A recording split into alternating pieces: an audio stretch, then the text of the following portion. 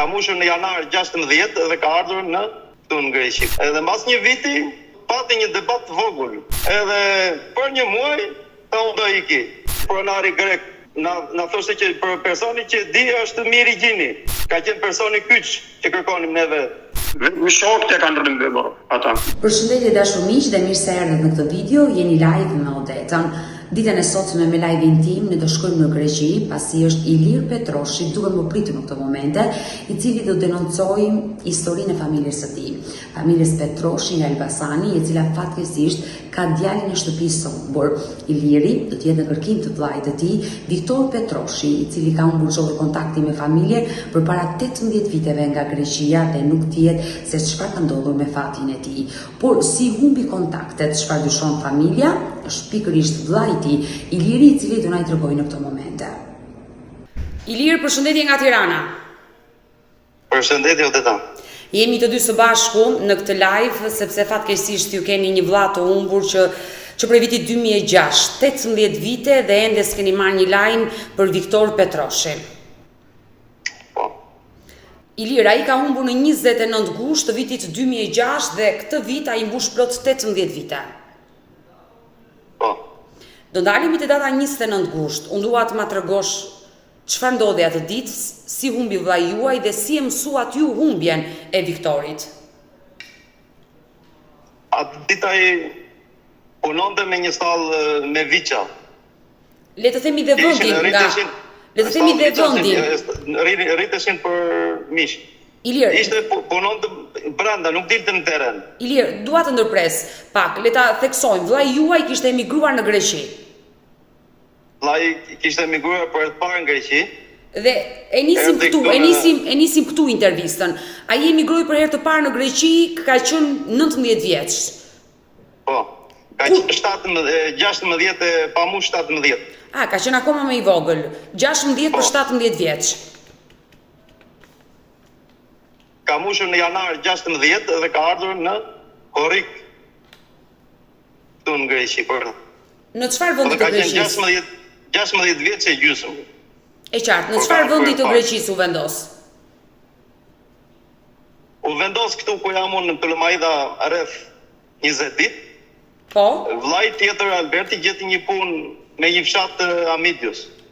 Edhe nga që ishte pa dokumenta, ishte punë që ishte pa ndërprerje, edhe vendosën që ta dërgonim atje.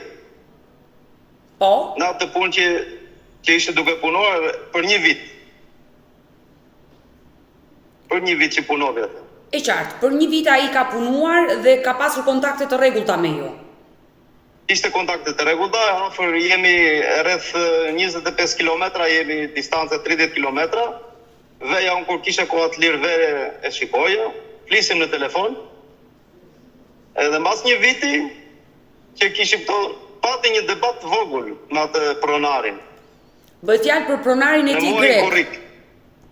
Në muajin Korrik pati një debat të vogël me atë pronarin, që u zgjidh pa probleme, edhe qëndrovi me dëshirën e tij qëndrovi akoma aty. Por mund të pyes kush ishte problemi që ai pati me pronarin? Domethënë për çfarë patën konflikt? Problemi ishte kështu punë, gjëra të kota, punë. Nuk ishte se ishte në serioz mohabet. Ishte punë dhe punës, për shembull, do ta kishe bërë në këtë orë, pse s'e ke bërë në këtë orë, je pak javasht ose qysh tek. Jo në problemi kush e di. Edhe u zgjidh problemi pa pasur asnjë gjallë. Ai qëndrovi edhe një muaj, tha dori, nuk tha që do iki. Dori tha, po do iki në Shqipëri. Shumë mirë, dhe kur do të ikësh, ky problem ka qenë në kusht, në Korrik debati, edhe për një muaj tha u do iki. Domthon i binte nga shtatori. Nga 10 shtatori tha do iki. Edhe prisin neve që me 10 shtator ta merrnim ta dërgonim në Shqipëri. E qartë. Pa ardhur data 10 shtator, me 29 gusht ai u larguan deri tim pa ditur se si është e vërteta asnjëherë nuk e morën vesh. Ilir, gjatë kohës që vllai ka jetuar pikërisht në këtë fshat dhe ka punuar aty te ky pronar grek, ti ke pasur kontakte të rregullta. Si ka qenë jetesa e tij në atë një vit që ka punuar, përpos atij problemi që ka patur një muaj, le të themi, para humbjes? Jetesa e tij ka qenë ushqimin e ai pronari. Ushqimin. Po.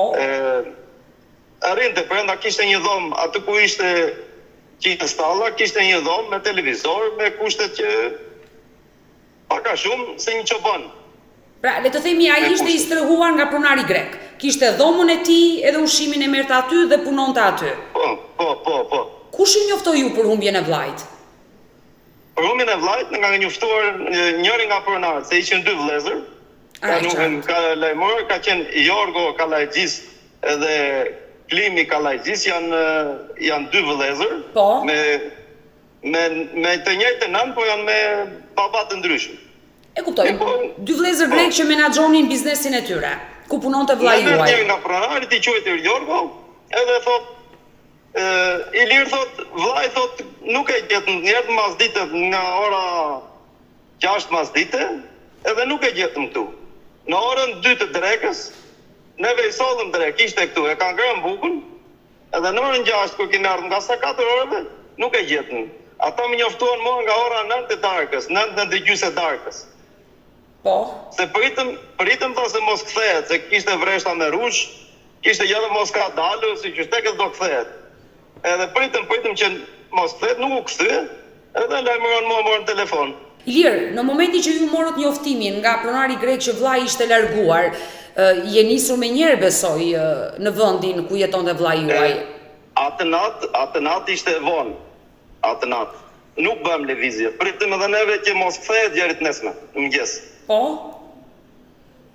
Ne të dalë dita tjetër, neve u sulëm pasaj. Kërkuam në për rajonet e policisë, që ishin nga Midjo, Gjeri, Kufi në Maqedoni, se nuk është shumë larkë, rreth 35-40 km është kufiri me Maqedonin. Po. Sepse atje grumbullojnë në atë zonë, kërkuam spitalet, kërkuam gjitha spitalet e zonës, kërkuam për rreth që gjinim shqiptarë, që pysim mos e ke parë një person në këto dhana ose që shtek. Kemi kërku komplet zonë që jemi këtu. Nuk morë mas një përgjigje pozitive.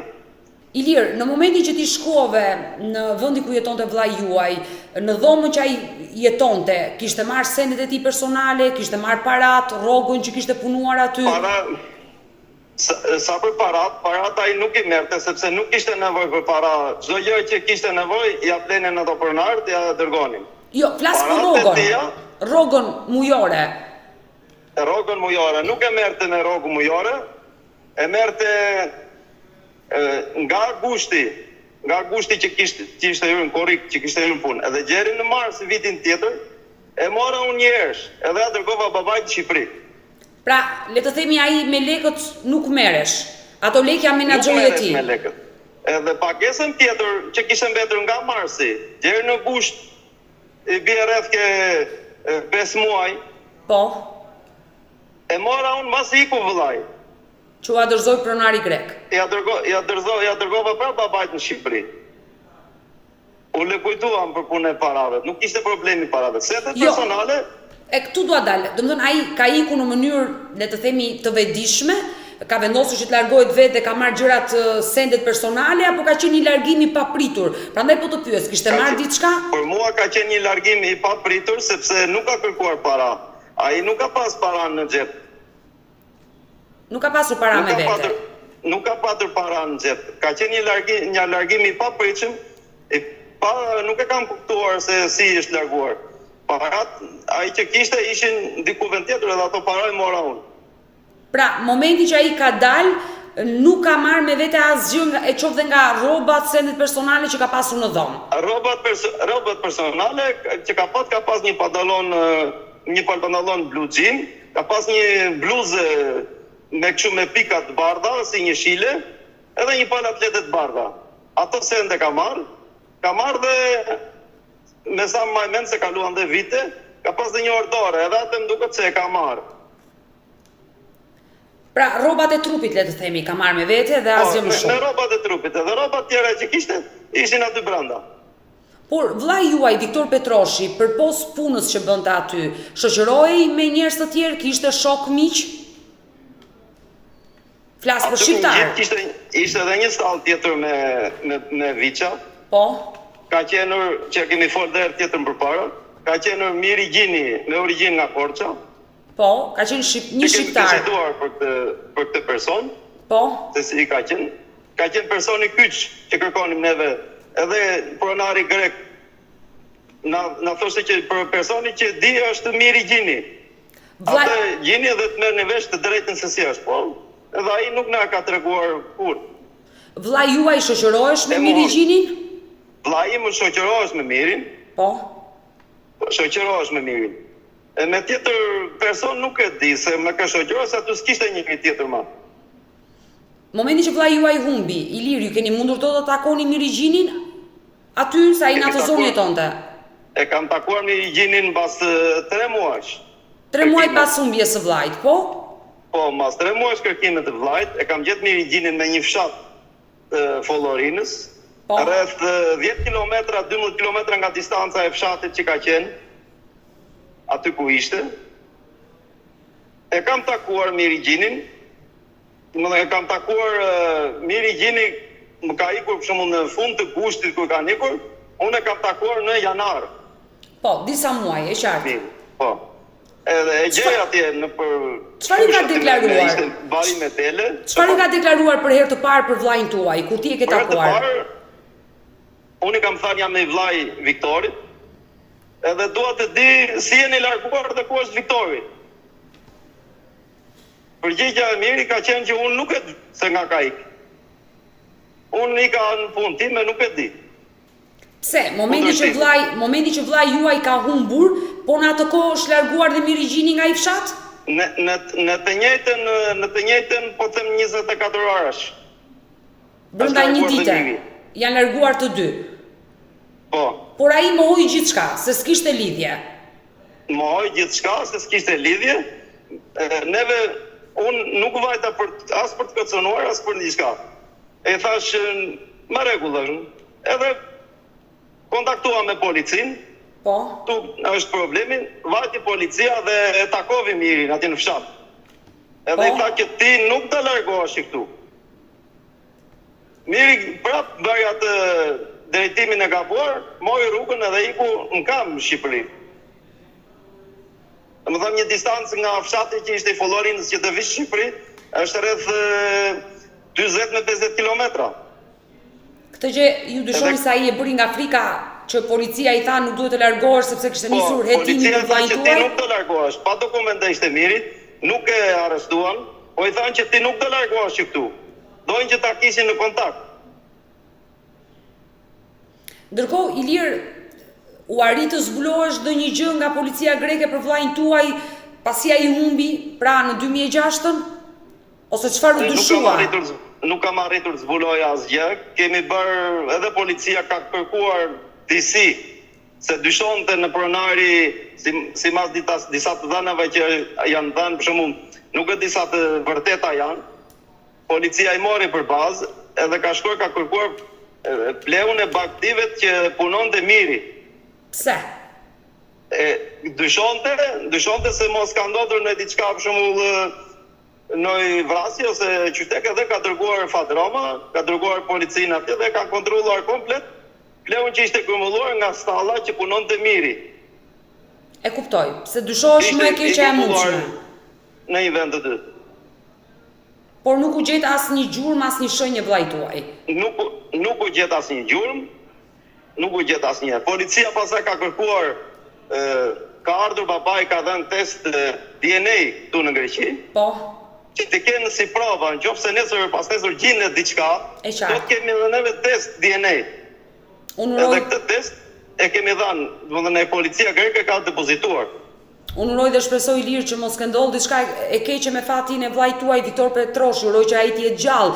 Por ajo që mua më bën përshtypje, përpos që ju keni dyshime tek shoku i tij i fundit me emrin Miri Gjini nga Korça, se ndoshta ai mund të di diçka, mund të ketë gisht në zhdukjen e tij. Ajo që mua më lë të dyshoj është se ai ka humbur në 29 gusht të vitit 2006 dhe vllai juaj ishte shprehur se në ditët e para të shtatorit do largohej. Po, do largohej drejt Shqipërisë me dëshirë edhe do të sillim neve gjën në Tukan. Ju vetë çfarë dyshoni si vlla? Unë dyshimet I kam patur gjithmonë, edhe në miri, edhe në pronari mirit. Dyshimet I kam edhe në pronarët që punon të Viktori. Dyshimet vazhdojnë për shembull. Po, gjërsa nuk kemi fakte, neve rrim heshtim. Vlla juaj ka qenë në mënyrë ilegale në shtetin grek, nuk ka qenë I pajisur me dokumenta. Gjithsesi ju keni bërë një denoncim policia ka bërë verifikime, besoj edhe verifikimin nëpër burgjet e Greqisë ju e keni bërë. Po, neve nuk mundem t'i bëjmë, ma amendje që janë bërë verifikimet, gjërsa është dhënë test DNA, ma amendje që janë bërë verifikimet. E kuptoj.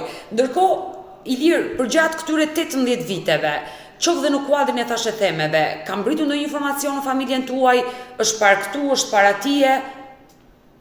Thashë themeve ka patur shumë, biles unë kam patur një kontakt me një person këtë vit. Po. Më ka thënë që biles më shkruajti në Messenger, edhe ti e vëllai filanit, po I shkruajna ti kush je, edhe kemi folur dhe me videokamera. Po. Jam tha mos e sigurt që vëllai jot ndodhet me një shtet evropian, po nuk dua që të mbleksem me gazetarë, me gjëra, dua ta bëj vullnetare, të ndihmoj, edhe mos nuk dua ta hap, pranet mora, më tha. E kuptoj. Asi unë I kam shkruar edhe tjetër që unë kam pritur diçka nga ty, po nuk kam patur në përgjigje. Akoma nuk kam përgjigje. Edhe nëse ai person më dëgjon, është e mira, nëse e di diçka, është e mira që të flas në mënyrë anonime, nuk ka asnjë problem. Dhe bëre mirë që e bëre këtë mesazh për atë person që të ka shkruar në rrjetin social në Facebook dhe të ka treguar që ka informacion për vllain tuaj se ndodhet në një nga shtetet e BE-s dhe më lejo që të jap edhe një herë të dhënat e vllait tuaj, Ilir Viktor Petroshi, një 16 vjeçar kur u nis drejt shtetit grek dhe humbi kontaktet me familjen në 29 gusht të vitit 2006 përpara 18 viteve nga Greqia. Kanë kaluar shumë vite dhe familja Petroshi nuk ka asnjë informacion për Viktorin, nëse dikush e njeh Viktorin, e di të vërtetën se çfarë ka ndodhur me fatin e tij, por gjë rasti në këtë moment të bëjthirrje edhe Mirigjinit, shokut të tij, që jetoni shumë afër me njëri tjetrin. Nëse di diçka, të marri guximin, qoftë dhe anonim siç e the ti Ilir, të lidhet me mua sepse jeni jo vetëm ju, por gjithë familja që do të mësoj të vërtetën çfarë ndodhi me fatin e Viktorit. Ka ndodhur diçka e keqe apo jeta e tij ka marrë një tjetër rrugë dhe ndoshta mund të jetë vërtet në një nga shtetet e BE-s. Po. Ilir, të tjera informacione kanë mbritur në familjen tuaj? Përveç këtij personi që përpara një viti ju ka shkruar. Të tjera informacione nuk kanë ardhur. Bile edhe këtë informacion nuk e kam folur me babain se nuk dua ta mërzisje. Po erdhi ora që dua ta flisje. Unë me babain tuaj kam pasur kontakte dhe sigurisht dhe pas jush do lidhem dhe me babain tuaj, I cili është në kërkim dhe ka një dhimbje të madhe, nuk është e lehtë të kesh një fëmijë të humbur, mos dish se po një informacion që nuk ishte fort I saktë dhe unë nuk mundet t'ja thoja, e kam marrë përbrenda vet. Ndërkohë, familja, pjesa tjetër e familjes, çfarë dyshon për Viktorin? Kur them çfarë dyshon, duke e njohur mirë ju karakterin e tij, tipin e tij, a mund të ishte ai një person, le të themi një I ri rebel që mund të ikte në këtë lloj forme dhe mos njoftonte askënd? Familja ka dyshuar gjithmonë sipas të dhënave nga personi shumë I përfolur nga Mirigjini. Pra gjitha dyshimet ju keni te ky person, Mirigjini. Po. Ndërkohë Ilir, Viktori ka qenë çfarë karakteri tipi ka pasur? Ka qenë I mbyllur, ka qenë rebel, mund t'i ikte pa njoftuar, ka pasur në një hatërmbetje dhe mund të jetë larguar vërtet me vullnetin e tij të plot? E dyshoni këtë? Po, si ta them odeta, një person që ka ardhur 16 vjeç këtu në Greqi, 16 vjeç e gjysmë. S'mundet për shembull se unë kam jetuar shumë këtej dhe nuk jemi rritur bashkë. Po një person për shembull jo shumë I dalur, një fëmijë që erdhi të punoj në moshën 16 vjeç të punoj të ushqej viçat, më thonë e kuptoni shumë se nuk mund të thuash as rebel, as për shembull I hedhur, as e kuptoj. Një fëmijë për shembull I thjesht, I bindur. Në telefonatën e fundit të shprehur ndonjë shqetësim, kisha arritur të kuptoje diçka? Jo, nuk kam arritur të kuptoj diçka sepse kishim rreth 10 ditë që s'kishim folur telefon në atë kohë. Nga dita e humbjes. Ishte arsyeja sepse unë kisha pushimet verore edhe kisha ardhur në gusht në Shqipëri edhe kisha një shkëput. E kuptoj. Një shkëputje disa ditë dhe nuk kishe patur kontakte me vllajin tuaj. I dashur Ilir, unë dua një mesazh që nuk e di se kujt i drejtohesh ditën e sotme këtu në live me Odetën. Unë nuk mund të drejtohem asnjërit, unë i drejtohem të gjithë publikut që na shikon, nëse di dikush diçka, le të flasë edhe anonim, nuk e ndjek njeri, le të japi atë mendimin e tij, le të japi atë maksimumin, sikur e ka në familje. Uroj dhe mos ri ndrojtër, mos ri pse ta flasun këtë gjë. Ai që di diçka le ta flasi, nuk e ndjek njeri. E uroj dhe shpresoj Ilir të zbardhet kjo histori dhe ta uroj me zemër që Viktor Petroshi mos ka ndodhur asgjë e keqe me fatin e tij, të jetë shëndoshë mirë dhe të lidheni sa më shpejt. Unë të falenderoj që të pata në këtë lidhje dhe mbetemi bashkë në kontakt për gjithçka.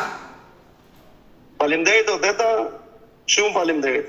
Të falenderoj dhe të përshëndes. Faleminderit, gjithë të mira.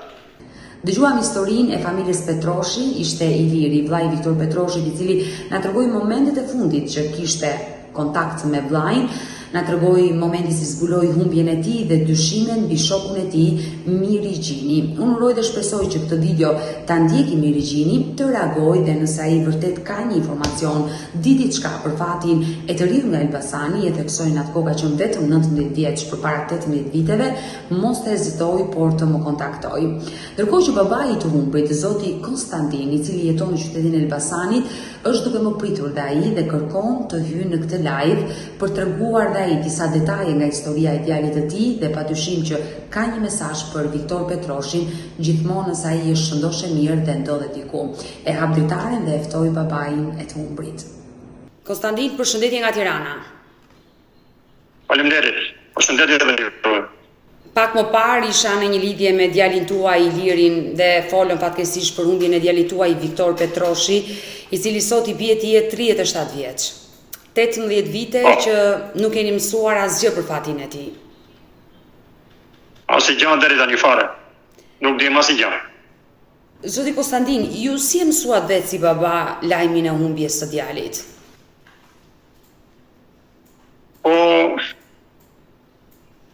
Nuk e di se si të themi unë, se nga jerdhja tia. Ai këtej nga ne këtej nuk pati një dëshpërim në gjë. Kishim një shkrim shumë të mirë, domethënë ai kishte shumë dëshirë edhe shumë mall për ne këtej atë gjitha. Edhe nuk e di se si ta shpjegoj. Ai edhe vetë e ka punuar dhe vetë. Se aty ka punoj aty ku punoj ai që punoi një vit aty ka ja salla. E viça. Edhe thoshte që unë do të largohem për këtu, thoshte. E kishte dëshirën që donte të ikte për aty. Thjesht. Ose ku donte të ikte? Nuk e tregonte vendin, po thoshte do të largohem për këtu, thoshte. Ai donte të largohesh nga vendi punës se kishte ndonjë problem, nuk ndihesh mirë apo? Jo, ishte nga paga e ullë, po. Që ishte pak, edhe donte që t'ikte vend tjetër që t'merte ma shumë.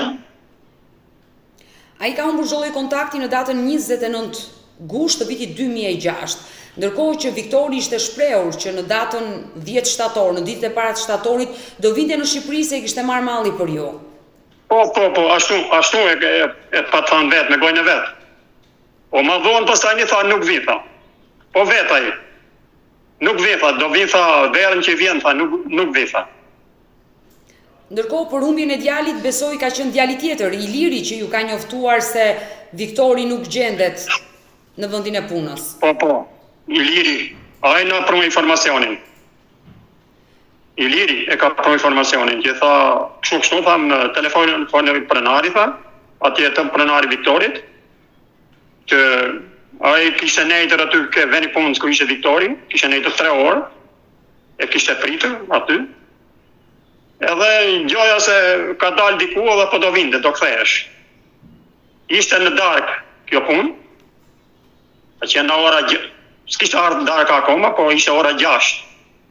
U ai kishte vajtur aty të merrte një viç, domethënë për ta therrur. Don di.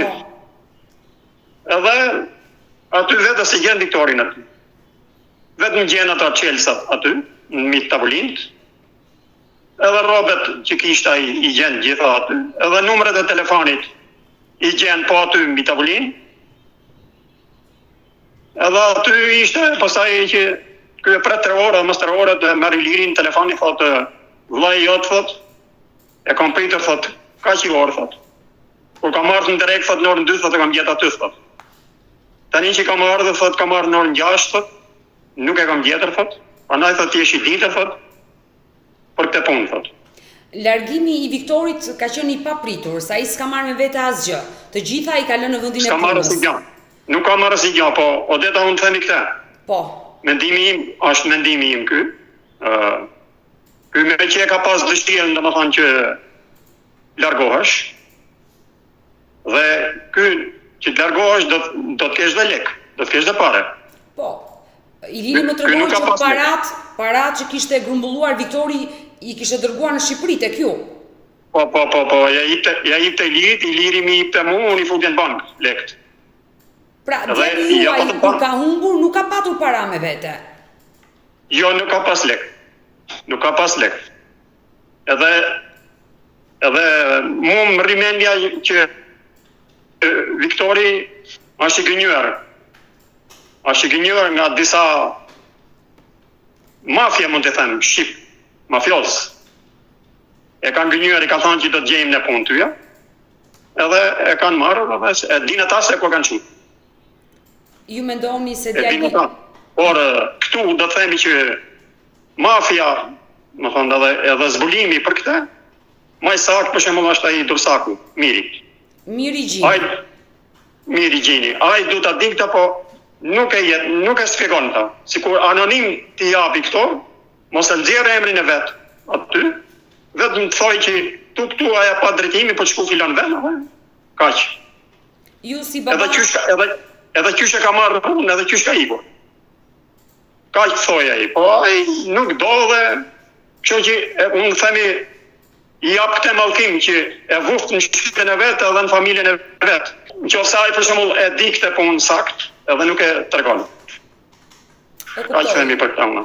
Konstantin, ju si babai i Viktor Petroshit dyshoni se ndoshta ai ka rënë pre e këtyre personave dhe një prej miqve të tij që ai shoqërohesh në atë kohë në Greqi ku punonte, ishte një shqiptar tjetër me origjinë nga Korça, por që ka jetuar në Durrës me emrin Miri Gjini.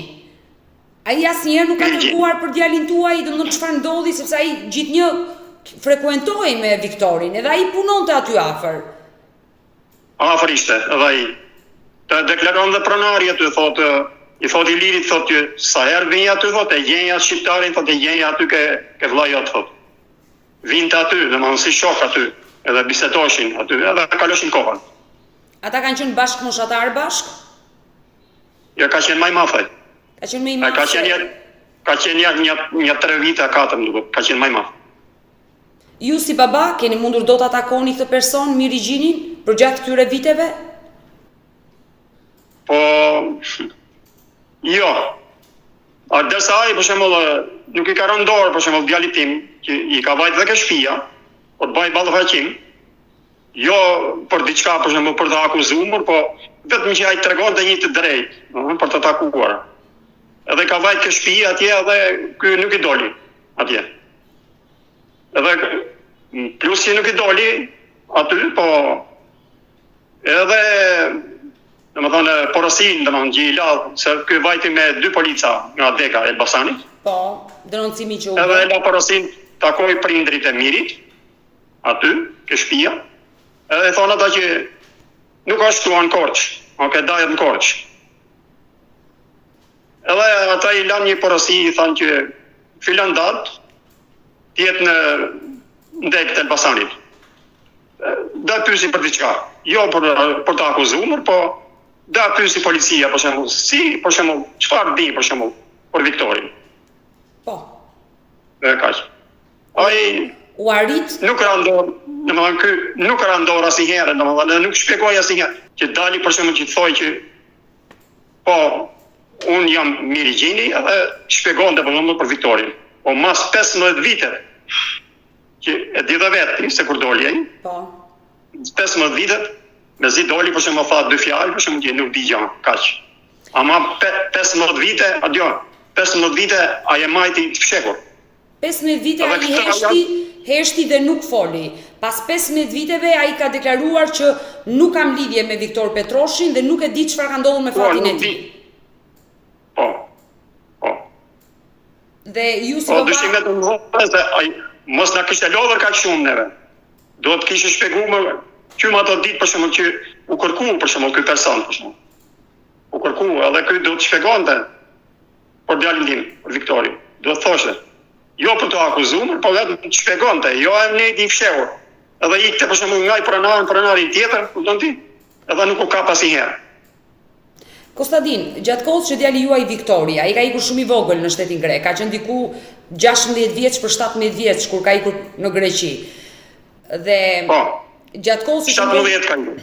17 vjeç ka ikur në Greqi dhe fatkeqësisht në moshën 19 vjeçare humbi kontaktet me ju. Përgjatë kësaj kohe, që i bie 2 vite, ju keni pasur kontakte, keni folur vetë me djalin në telefon, sepse ndoshta ka qenë e vështirë komunikimin në ato vite në telefon. Ai telefon vetë nuk mante. Po gjithmonë kur vinte pronari aty fliste me telefon pronarit. Aty. Edhe pa të folur, fliste një javë, fliste në telefon. Javë për javë fliste. Nuk e çonte më shumë sa një javë. Edhe fliste në telefon me ne. Kishte shprehur ndonjë shqetësim? Ti si baba, çfarë kujton nga ajo periudhë? Ndoshta ka kaluar disa vite dhe është e vështirë të kujtosh, por të ka ngelur diçka në mendje me kuptimin që mund të dyshosh diçka? Jo, deta. Tani çdo gjë që kemi do t'i them hapur. Viktori ka shprehur vetëm këtë. Ata kanë qenë dy vëllezër, ata aty. Më ka treguar kanë qenë aty pronar.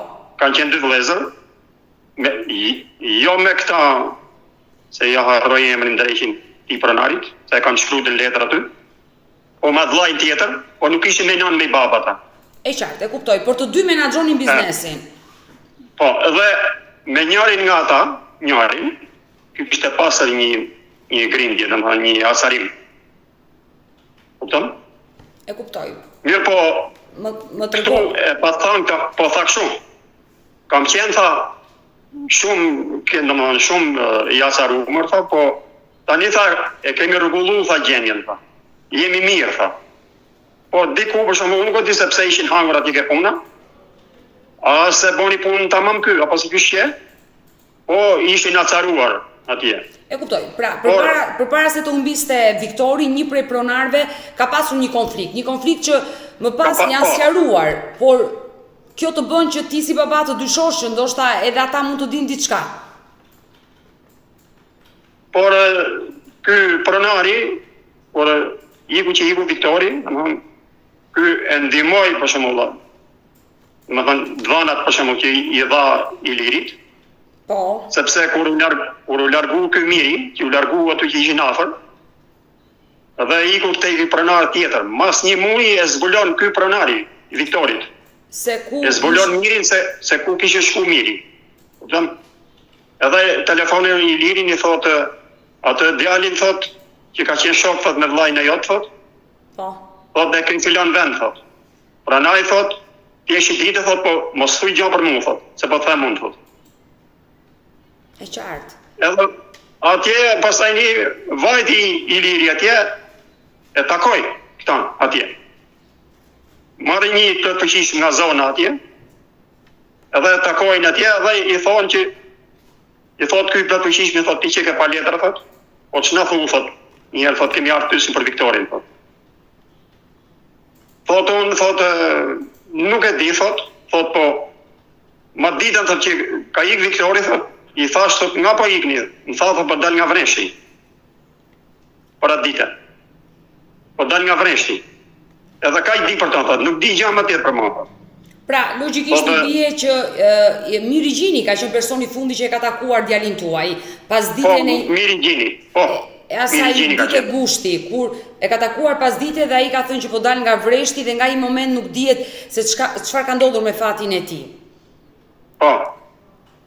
Zoti Konstantin, pastaj i lë një porosie i thotë kështu. Po me që e pa letër dhe nuk po të marrim, thotë çojmë, thotë atje thotë. Në Shqipëri. Madje ke kampi atje ku lidhsin ata burgosmit. Po. Por thotë, ne thotë për këtë problem thotë mund të pyesim prap ty thotë. I thotë tia. Ky 3 ditë neti aty deta. 3 ditë neti mas 3 ditë. Vati djali im atje i liri, por ta taku prap atje, ai kishte ikur. Si ishte mo aty? Kishte thënë ai pronari iku. E kuptoj drejt që u largua, ju shmang edhe policisë greke, e cila në atë kohë nisi dhe kërkimet për fatin e Viktor Petroshit, djalit tuaj Konstantin. Ndërkohë, nuk janë pak, janë 18 vite, për gjatë këtyre 18 viteve, qoftë dhe në kuadrin e thashë themeve, kam britur ndonjë informacion në familjen tuaj që është par këtu, është par atje? Asnjë lloj informacioni. I çfarë? Nuk në ka ardhur. Asnjë lloj informacioni. Ne kemi pritur domethënë nga dita në ditë. Po dhe që nuk ka dalë gjë. I çfarë? Mendja më shumë atje na xhiron edhe na rrije për ditë. Mendja pa dhe që s'ka gjë. Nuk ka. Ju si baba mendoni dhe më të keqen e mundshme? Po, mendja gjithmonë të keqet vete. Se ai po t'ishte, që t'ishte shnoshe mira, nuk ma merr mendja për shembull se nuk ka qenë as i djali. Ka qenë djalë domethënë shumë i sjellshëm, shumë punëtor, shumë i mirë, i dashur. Edhe duhet kishte, kudo që t'ishte, ky do të kishte dhënë një telefonat. Nuk do të rrinte i fshehur.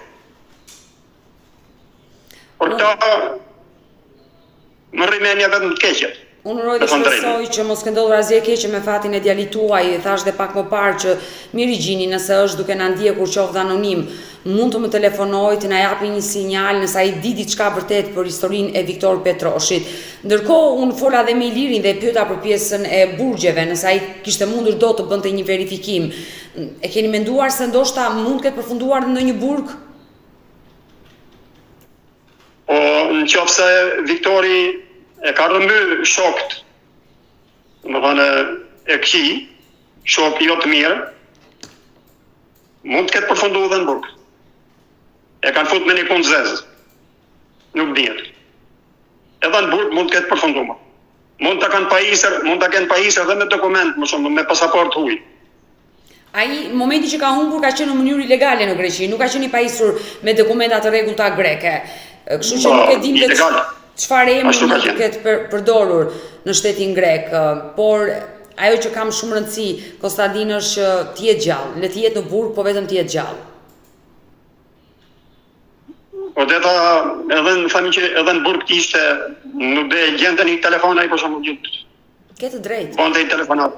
Sot edhe nga burgu ke të drejtë për telefonuar. Çdo kush që mund të përfundoj pas sekurave e ka të drejtën të përdori telefonin që vendoset në ambientet e burgut dhe të njoftoj dhe të flasi me familjen. Unë, zoti po. Vetëm shokët e kanë rëmbyer ata. Ma merr mendja, këtu e kam gjithë ata. Mendimin që vetëm shokët, domethënë shokë jo të mirë. Ka ikë mas shokët kriminal, mund ta themi. Dyshon që mund të ketë rënë viktimë shoqërisë. Po. Duke e njohur më mirë, ju jeni babai dhe ju e njihni më mirë karakterin e Viktorit. Ka qenë djalë që mund të binte pre e gjithë gjërave jo të mira?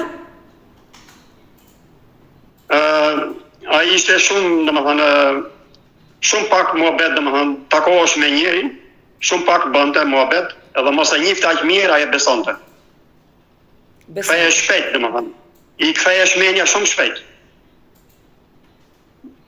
Nuk e linte për shembull një kohë gjatë që ta njifte mirë personin, Pastaj edhe në qoftë se lidhshe, kishte drejt telefononte neve si prindër këteja, kishte vllai atje në Greqi, Po. që çdo gjë që kishte duhet na vinte edhe neve ndjeni për çdo gjë, për çdo hap që të hapte. Këtu ai them që mund ta ketë majtë fshehu sepse e dinte që ne nuk e lejojmë për shembull që ai të kalonte në atë rrugë. Që të kalonte në rrugë me gënjeshtra. Edhe ati jo më shmenja që ka ikur ka thonë, këta me gjithnën, këta do jenë njerëz që këta do më japin hapësirë mu. Alli ata që unë me ko poshtë, e fut me ko poshtë. Unë uroj dhe shpresoj që dikush është duke na ndjekur në këtë live, zoti Konstantin, që mund ta njohë djalin tuaj Viktor Petroshin, mos të hezitoj që të lidhet me mua. Është 37 vjeç aktualisht dhe fatkeqësisht Viktor Petroshi nga Elbasani ka humbur kontaktet me familjen në 29 gusht të vitit 2006 nga Greqia dhe e theksoi ka qenë vetëm 19 vjeç ku humbi dhe familja prej 18 vitesh nuk ka mësuar asgjë për fatin e tij. Konstantin, unë dua të besoj që me fatin e djalit tuaj s'ka ndodhur diçka e keqe, ndodhet diku. Nëse do të dëgjonte, do doja të jepi një mesazh. Po, mesazhi, kjo është mesazhi. Unë i herë, në atë pari herë, do të lutem gjithë shqiptarëve. Nëse për Viktorin, se ndoshta për shembull e ndjekin të emision dhe e shohin, t'i japin dhëna për Viktorin. Si do që tjetë, ndaç për mirë, ndaç për keq. T'i japin dhëna për sa më parë. Edhe unë si prindër i lutem shumë Viktorit, djali, bëj një telefonat. Unë nuk dua për shumë vëllai sikur ai këtë krijuar dhe i jetë atje të mirë për vete, se nuk i dihet, se më shkon momenja për të keq, po mund t'jetë dhe mirë, nuk dihet. Kuptoj. U ditë që puna. Edhe ai ta ngrenjë telefonin, t'japi një telefonat teja, nga ne, teja. Edhe në qoftë se nuk na merr neve ke emisioni juaj, bëj telefonat. Që edhe ne të jemi rahat për kohën që jemi, edhe për kohën që ne do ikim, për gjithmonë. Zoti Konstantin, ta uroj me zemër që të zbulohet kjo e vërtet 18 vjeçare për djalin tuaj. Çdo informacion që do vi dhe do mbërri patjetër që unë do t'i njoftoj. Kështu që të falenderoj që të pata në këtë live. Faleminderit o detar, shumë faleminderit. Të përshëndes nga Tirana. Rofsh, sa mole. Përshëndetje dhe ju. Mami emigroi në Greqi, edhe u martua me papin që është grek. Papa ishte më tradicional. Edhe që bërë mami, do me thonë, nuk mund të vazhdonte më dhe u kthye në Tiranë. Maja ka pas këtë historinë me këtë mikun e saj, emrin e ka Shpëtim Koleka. Histori të bukur kështu dashurie romantike. Prandaj e mendova që ndoshta do ishte një surprizë e bukur. Që më në fund të takonte, të uleshin për kafe, është një histori shumë e bukur që edhe shumë e ngrohtë dhe që të vjen keq, domethënë që nuk është realizuar. Po, doja të kërkoja domethënë që nëse ka mundësi të takoj me mamën për një kafe, që me dhe unë. Përshëndetje miq dhe mirë se erdhët në këtë video, jeni live me Odetën. Ditën e sotme në live-in tim unë do sjell një histori krejt të veçantë, një histori ndryshe nga ato që kam trajtuar deri më sot këtu në live me Odetën.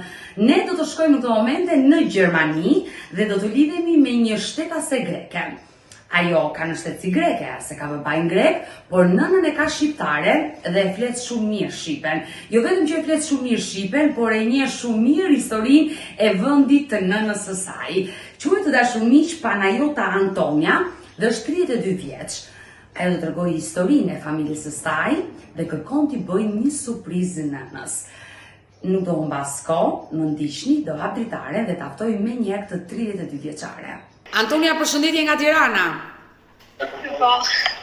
E në fakt më ke telefonuar, më ke shkruar dhe ke një emër Panajota Antonia.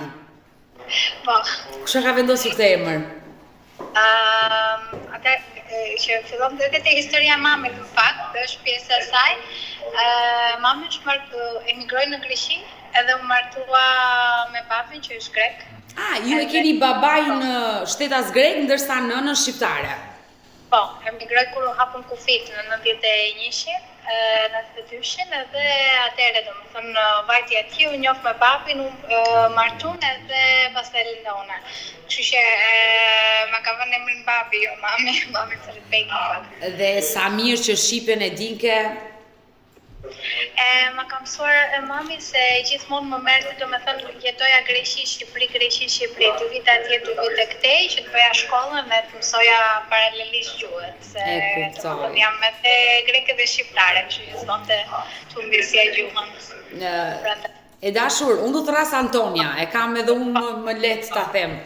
E dashur Antonia, ti do ke një dëshirë për të shprehur, le të themi, që do t'ja realizosh nënës tënde, t'i bësh një surprizë. Po. Por se çfarë është kjo gjë, ti do ta shpjegosh në këtë momente, ne jemi këtu bashkë për ta dëgjuar këtë histori dhe për të mësuar çfarë surprize do t'i bësh nënës tënde. Okej. Atëherë siç që shpreh edhe në mesazh, mamaja ime kur ka qenë e re, që në kohën para demokracisë që kanë qenë kohë litras, ajo është datëlindja 52-shi.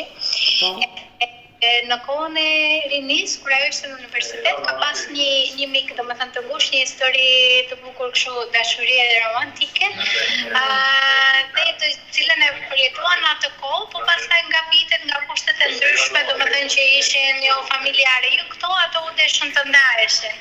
Mamaja vajti në Greqi, u martua, po domethënë pastaj u divorcuan nga babai im, edhe vazhdimisht, domethënë në gjitha këto vite dashuria e saj e parë dhe vërtet domethënë me këtë mikun ka qenë gjithmonë kjo historia që më ka treguar gjithmonë në rini. Dhe është domethënë një histori shumë e bukur dhe shumë e ngrohtë, edhe ka pas domethënë disa raste që ky miku i mamit domethënë është afruar mamit, domethënë është përpjekur si ta kontaktoj.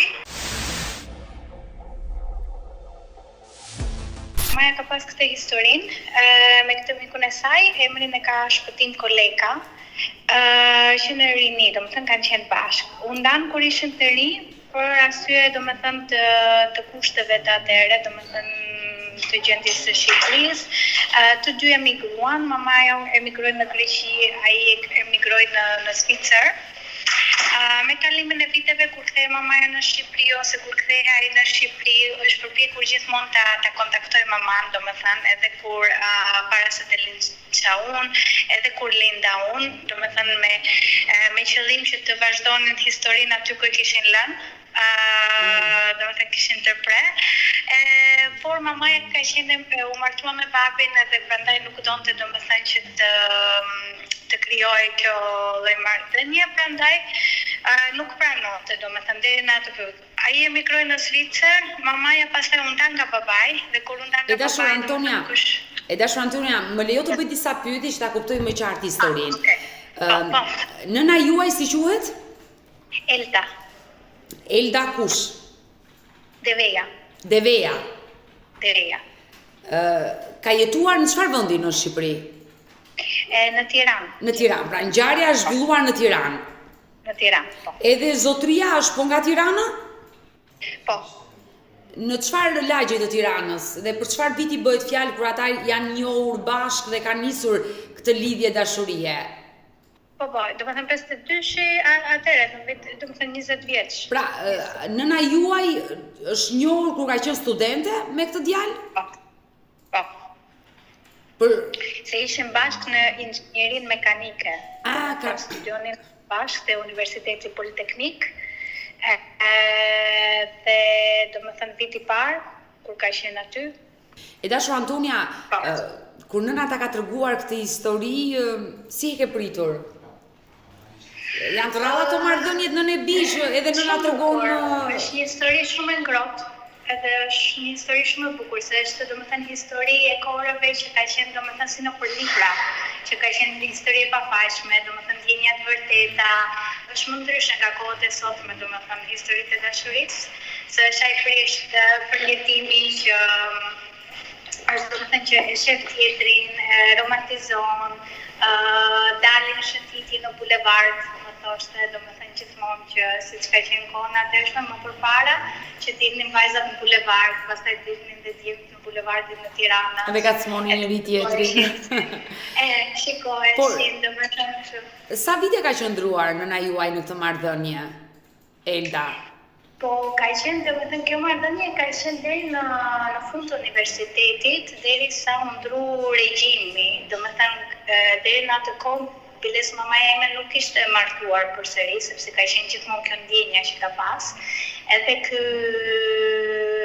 edhe zotëria, dhe më thënë, nuk ishte martuar, deri sa u ndru regjimi pastaj i politikës, dhe që u hapën kufit dhe emigru njerëzit. Por, pse u ndan? U ndan për shkak të emigrimit apo ndodhi diçka? Jo, ndan për shkak të, domethënë, të kushteve familjare që në atë kohë ishin familjet që, domethënë, nuk pranonin për martesa, për pjesë politike, jo politike, domethënë ishin gjitha këto të asaj kohe që nuk ishte, domethënë, nuk ishin gjithë të lirë të martoheshin sipas dëshirës. Ishin më shumë familjet që vendosnin. E vërtet, kështu ka funksionuar në kohën e komunizmit në Shqipëri. Kjo është e vërtet. Ndërkohë që në vitet 90 kur u hapën kufijt, nëna juaj emigroi drejt Greqisë. Emigroi në Greqi, dhe kur emigroi në Greqi, vajti për pushime, po pastaj domethënë njofti babain tim, vendosi të bënte jetën atje. Martu me babin dhe linda unë pastaj në 92-shin. Fruti i dashurisë ishit ju. Po. Në çfarë vendi të Greqisë keni jetuar, Antonia? Në Patra. Në Patra.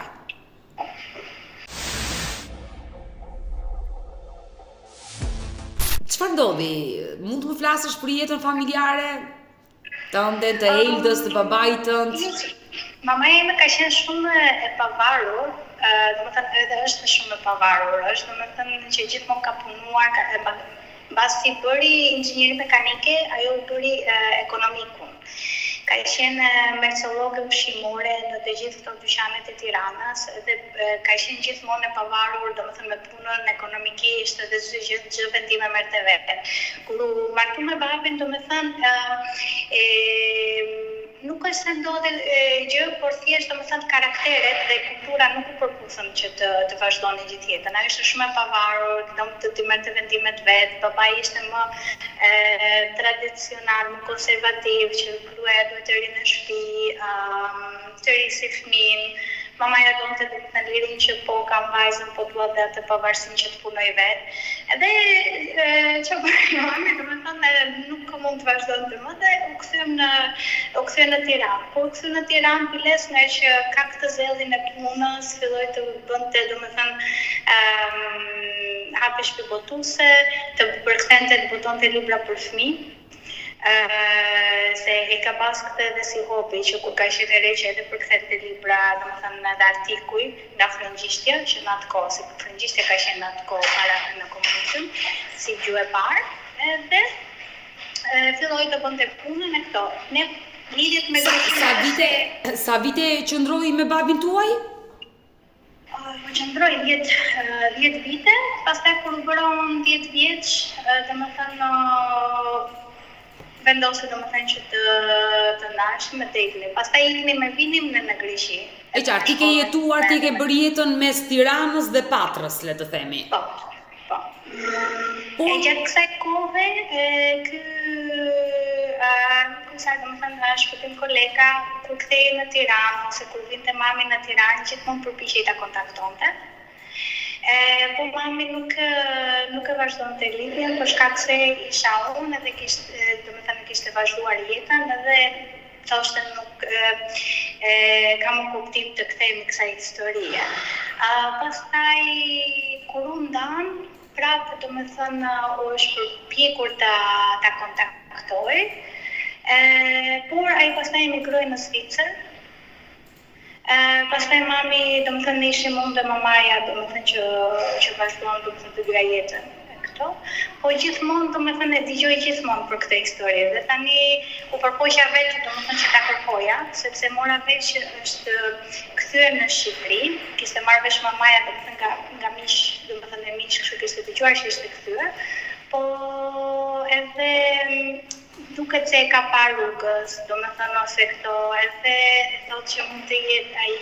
Kështu që fillova ta kërkoja vetëm edhe në Facebook o në këto, po nuk është aq kollaj.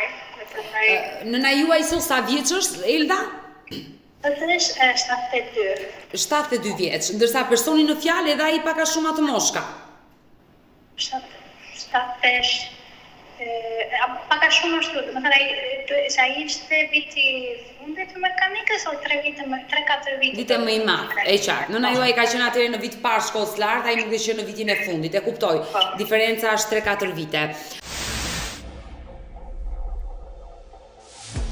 Ndërkohë, unë besoj që ai është martuar, e ka krijuar familjen. Atëre, historinë që tijem është që edhe ju martua, po u nda. Edhe ai ka një djalë. E kuptova, edhe ai është divorcuar dhe ka një djalë. Po, u martu kur kam qenë unë duket 7-8 vjeç, domethënë pasi kontaktoj prapë maman, po mamaja sa kam vajzën dhe domethënë kam vazhduar jetën, edhe pastaj që emigroj në Zvicër, edhe aty pastaj domethënë edhe ju martua dhe ka një djalë, domethënë më të vogël se unë, duhet të jetë domethënë 7 vite më i vogël se unë, 8. Edhe po pastaj edhe ju nda edhe u kthye. Ai përgjatë gjithë këtyre viteve, domethënë kur edhe ai është divorcuar vetë, edhe nëna ju është divorcuar, ai e ka kërkuar që të rikthehen, të vazhdojnë jetën bashkë. Por tani në këtë moshë, domethënë është edhe mosha tani, edhe kam dëgjuar domethënë që kalon te lagja. Edhe këtë domethënë kam vërejë që më thotë mamaja gjithmonë kur del në balkon, domethënë jo për ditë, një ditë po, një ditë jo, e kam vërejë që domethënë që ai kalon nga balkoni, domethënë ose përballë rrugës, siç kalonte në Rini. Po nuk e kam dot, unë nuk jam aty dal nga balkoni për apoj. Po nëna juaj pse nuk i ka folur? Pse nuk më duket është ndrojtje, është mosha, ka ngel kjo si histori, si domethënë kështu që është si në për libra, është domethënë është si kështu që e shohin të dy si punë romantike, si gjë të pamundur, ose domethënë koha ka kaluar, po domethënë kështu që prandaj thash gjej në një mënyrë që ta kontaktoj, unë ta gjej, domethënë ai person është dashuria e parë në nënës tuaj, që asaj ka ngelur fiksim dhe pse sot është 70 vjeçe, para dhe e vetmja. Domethënë ajo ka qenë gjithmonë. E para dhe e vetmja. Po. Domethënë edhe sot e kësaj dite kur ajo mendon është vetëm ajo, domethënë edhe ajo mendimi që të bëjmë një kafe bashkë, të flasim siç kemi folur atë kohë, është domethënë edhe gjenerat tjetër, moshë tjetër, edhe ngelet ajo ndjenja ngrohtësia, ndjenja domethënë dashurisë, se në atë kohë. Ti kërkon t'i bësh surprizë nënës, të gjesh të person? Atë mendova se dëgjova domethënë që foli edhe që domethënë e kishte parë një ditë ju shkruaj edhe mesazhin dhe në fakt aty domethënë e mora vendimin që të shkruaj se po filloj dhe po të kërkoja, se ajo kishte vajtë bënte një pagesë të dringut. Dhe ekspeditorja nuk e di ku është afika aty, dhe më tha mua, nuk e që pash të shpëtimin e erdi aty dhe i rrite përballë me e. Më foli, po nuk foli direkt, do me thënë se kujtoj që ajo e njofti. Po nga që mamaja me gjithmonë ka qenë e prerë, jo, se do me thënë ka lejkoa, i konvite, do me thënë tani jam në këtë fazë, tani jam me vajzën, tani jam këto, ajo ofrua t'i pliste, po nuk kita direkt që ishte ai. Edhe mamaja e pa, po në fillim u shokua, do me thënë nuk e dinte, nuk ishte sigurt, ishte ai, nuk ishte ai, e pa nëse këto, dhe kur ajo përpoq t'i pliste, do me thënë, se kur e njifte, mamaja i këto përgjigje, po se kur nuk e njifte, do me thënë nuk kriju kjo situatë. E kuptoj. Edhe dhe ai domethënë kështu më bëhet shumë e thjeshtë, o si je, si a qon, o do bësh pagesën e krimit, domethënë shumë kështu normal, nuk I reagoj, domethënë që ti tregonte, o domethënë si je. Është ajo shpreha, shiko me sy e plas me zemër. Po, këtë. E kuptoj. Por e ke menduar që mami do e presi mirë të surprizë? E kam menduar, unë them se po tani nuk e di, se është edhe kjo mosha I vjen zor, nuk I vjen zor. Mirë, ajo sigurisht ti do ja bësh të surprizë, mendoj që ajo të takoj, le të themi, ishin e saj, në rinin e saj, për të pirë një kafe, për të diskutuar dhe për të kënaqur me atë person. Se sigurisht ti nuk po kërkon që ata të rikthehen bashkë. Jo, ashtu është. Prandaj mendova që ndoshta do ishte një surprizë e bukur, që më në fund të takonte të uleshin për kafe, të bisedonin si në kohërat bashkë ku ishte.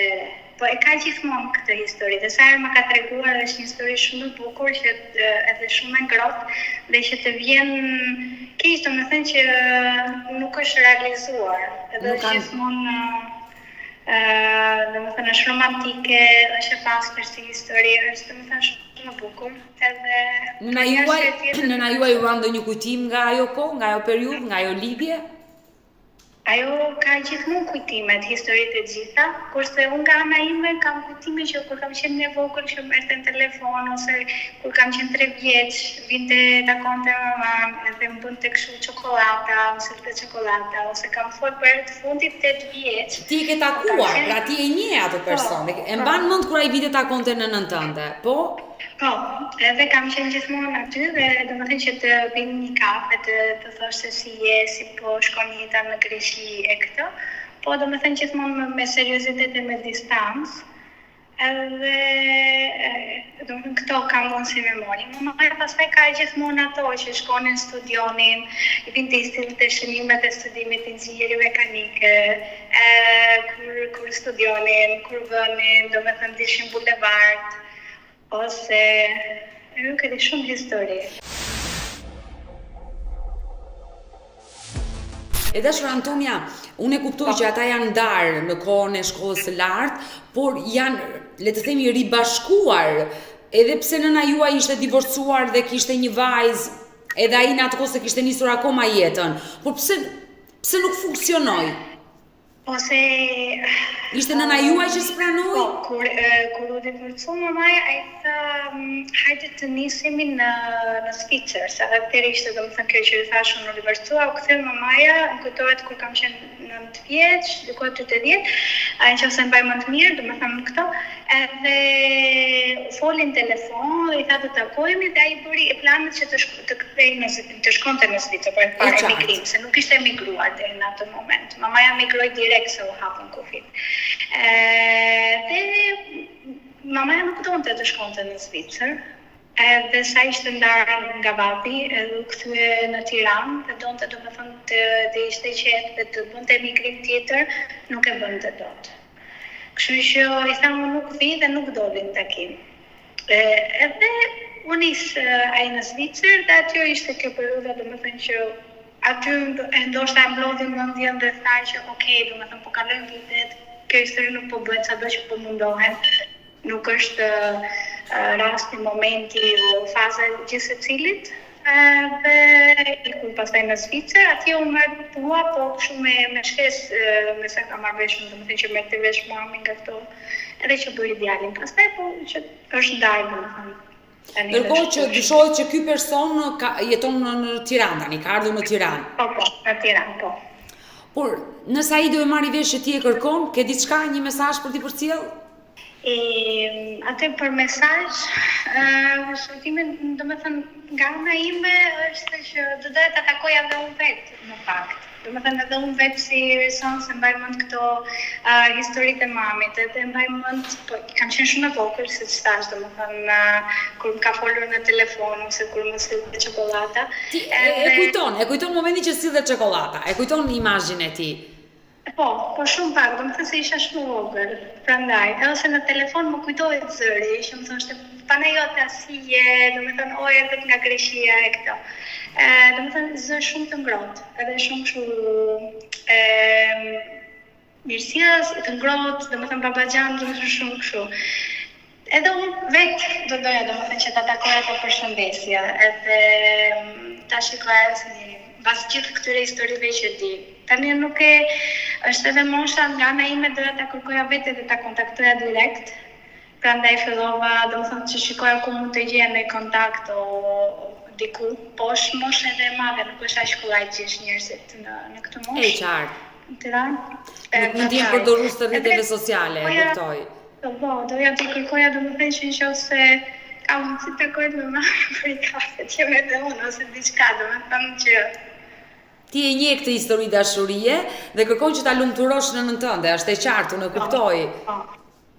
Po se kishte ditëlindjen tani, mendova për ditëlindjen, po është edhe mosha, vjen një farë moshe, domethënë është në këtë, kur e ka gjithmonë, edhe nëse ai është në Tiranë, edhe nëse kalon vërtet, domethënë poshtë balkonit, o e shef mamin në rrugë, ose e patë ditë, po nuk reagoi dot mami se u shokua, edhe ishte domethënë pas kaq shumë vite që doli përpara, edhe domethënë Geli.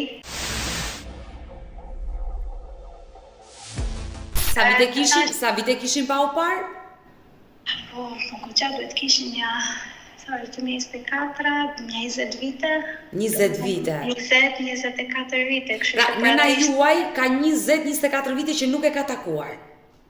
Jo, kur iku në Zvicër, edhe pastaj, jo. Do më thënë, prandaj u shokuar kur e pa, do më thënë, edhe nuk e dinte, ishte, nuk ishte, po pastaj rrit pas syt, edhe ishte tamam syt tha si në rini, dhe më mori në telefon dhe tha, po u ngila, dhe u solla sikur nuk e njoh, sikur ishte njëri i huaj, edhe do të thënë sikur i kurasti, edhe thash, po tjetë, Ndërkohë ti jeton në Gjermani? Tani, po, unë jam, do më thënë, punoj inxhiniere, jam programuese në Gjermani edhe në Belgjik, do më thënë, midis Belgjikës dhe Gjermanisë. E qartë, ndërkohë që bën jetë mes Gjermanisë, Belgjikës, Greqisë, se ke babin atje? Po, për pushime, po. E shkon për pushime. Besoj që kontaktet me babain tënd i ke të mira. Po. Në mënyrë absolute. Ndërkohë që në Shqipëri vjen më shpesh se është nëna. Po. Në Shqipëri vjen më shpesh se vjen nëna. Po, korik prap, domethënë që do vi ta takoj mamën. E dashur Antonia, unë e dëshiroj shumë që të ndodhi kjo surprizë sa më shpejt për nënën tënde. Unë do bëj të pamundrën, do bëj përpjekje më të mëdha për ta gjetur shpëtim. Koleka. Koleka. Është djali i Spiro Kolekës, kanë qenë domethënë në blok. Ose ka qenë atëherë ku komunizmi dhe ishte e regjimit të Enver Hoxhës, ishin familje. Çfarë më bën përshtypje? Ti ke lindur në Greqi, por nëna të ka treguar shumë gjëra nga Shqipëria, si ka funksionuar Shqipëria në ato vite, sa ti je informuar. Që bloku i atyre viteve kanë qenë njerëzit më të rëndësishëm që jetonin. Të gjitha me ka treguar, domethënë, edhe familjet si kanë qenë, dhe domethënë regjimi, kushtet, çdo gjë, domethënë si kanë qenë atje.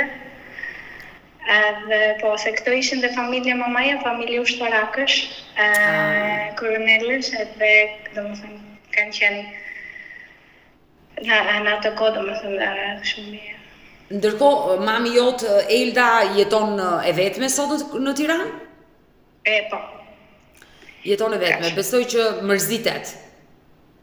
Mërzitet, edhe kur I them do vish këtu e për këtë zihemi, do me thënë, po të nga pysesh pse zihemi është hajde këtu, jo nuk vi, unë të vi emigrim tjetër, jo, do me thënë më mjaftojnë emigrimet që kam bërë, jam me hap në shpëtime, kam gjuhën, dalë në supermarket të digjoj shqip, kam televizorin, kam këto, është vështirë për këtë moshë, do të thënë të emigroj dhe të iki prapë jashtë shtetit. Kështu që vi unë shpesh të takoj. Që e takon nënën. Mirë, e dashur Antonia, Unë uroj që ta gjejmë sa më shpejt zotërinë në fjalë për t'ia bërë surprizën nënës. Dhe unë të premtoj që në momentin se unë jam e sigurt që edhe do na ndihmojnë për ta gjetur atë person. Nëse ai është në Tiranë do ta gjejmë. Unë të premtoj që edhe nëse ti nuk mund të vish për t'ia bërë surprizën nënës, mund ta marrim dhe ne përsipër, ti vemi aty te dera e shtëpisë. Dhe t'ia bëjmë të surprizë, por ngelet në ditën në vijim, çfarë do ndodhi? Se ne nuk e dim si mund të reagojë dhe zotria. Uroj që ai ta presi mirë. Jo, nëse e pranoj mirë, domethënë se mbaret edhe mosha, prandaj thash, edhe nuk e di është si reagojnë, edhe është vjen edhe kjo është ndrojtje, nuk është ndrojtje media gjë. Dhe prandaj domethënë tash edhe si mesazh, edhe se të pranoj një kafe, domethënë ose unë ta takoj ose në kontakt, diçka domethënë. Pastaj unë nëse më thoni ju, unë vi, domethënë ta vi kam si planifiku korikun që do vi, që kisha me punën me këtë me linje. Pastaj më thoni edhe ju nëse bëhet, unë nuk e di tash që krejt biletën e vjen. Shumë emisionet. Edhe janë shumë fanse të gjitha dhe për punën që bëni edhe për cilësinë e gazetarisë që bëni. Antonia, të falenderoj, sinqerisht të falenderoj, por që unë e kuptoj qartë, je një vajzë e lindur në një vend të BE-s, jeton në vendet e BE-s, je open mind, dhe kjo gjë që po bën është një gjë kaq e bukur që ti do t'ja bësh një surprizë nënës tënde. Ajo është një moshë të thyer, ti do ta surprizosh pikërisht me një njerëz që ka qenë në shumë i rëndësishëm për jetën e saj. Kështu që unë uroj që ta presi mirë edhe zotria, por edhe Elda të na i presi mirë, se mos Qa më bërë më i vajzë? Inshallah, shpresoj, domethënë për mirë. Ishte vetëm mënyrë se vitet kalojnë edhe domethënë mendoj moshën e madhe. Inshallah, unë shumë faleminderit edhe për kohën që domethënë më kthyt përgjigje, se në fakt e çova mesazhin, po thash po e provoj edhe këtë edhe të shohim. Inshallah bëhet. E uroj me zemër që të bëhet sa më shpejt kjo surprizë për nënën tënde. Mirë, unë të përshëndes dhe të përqafoj nga Tirana. Do mbetemi në kontakt bashkë. Shumë faleminderit. Mirupafshim zemër. Për kushtimin. Mirë, kemi ardhur në fund edhe për këtë live të dashur miq. Unë ju falenderoj që qëndruat me mua deri në fund të kësaj video dhe sot dëgjuam një histori ndryshe. Kjo 32 vjeçare, open mind, kërkon t'i bëj surprizë nënës për t'i gjetur shokun e saj në kohën kur ka qenë studente, ata të takohen dhe kërkon që nëna e saj të jetë e lumtur, edhe pse është 72 vjeçe. E bukur e gjithë kjo histori dhe mesazhi që përsodhi vet Panajota Antonia, pikërisht për zotin shpëtim Koleka, unë uroj që ai 75 vjeçar që ka mbritur nga Zvicra në Shqipëri, ta dëgjoj këtë video live me Odetën, të reagoj dhe ta realizojmë sa më shpejt surprizën për Eldën. Mirë, nëse ju keni një histori, jo vetëm për denoncuar, por doni të bëni surpriza, siç ishte historia 32 vjeçares, mos hezitoni të më shkruani në numrin tim të telefonit 069 99 55698, por ju më gjeni dhe në rrjetet sociale, unë jam aktive dhe mundohem që të gjitha mesazhet që ju po dërgoni, unë t'i lexoj dhe menjëherë t'ju kthej përgjigje. Mund të më shkruani në Instagram të dashur miq, dhe kjo është faqja ime zyrtare në Instagram, Odeta Dume Mandro. Unë jam edhe në rrjetin social në TikTok, sërish me emrin Odeta Dume Mandro, dhe kjo është faqja zyrtare në TikTok Odeta Dume Mandro, por mund të më shkruani edhe në Facebook, aty i lexoj mesazhet, më së shumti hyn në këtë rrjet social, është rrjeti social më popullor Facebooku, dhe kjo është faqja ime zyrtare në Facebook. Ndërkohë të dashur miq, lart këto fotoja, mund të klikoni dhe të abonoheni, të bëheni pjesë e kanalit tim zyrtar, ku çdo ditë me ju ndaj histori njerëzore, ku në ditët e vijim do të kemi dhe histori roz, histori të bukura, histori suksesi. Faleminderit!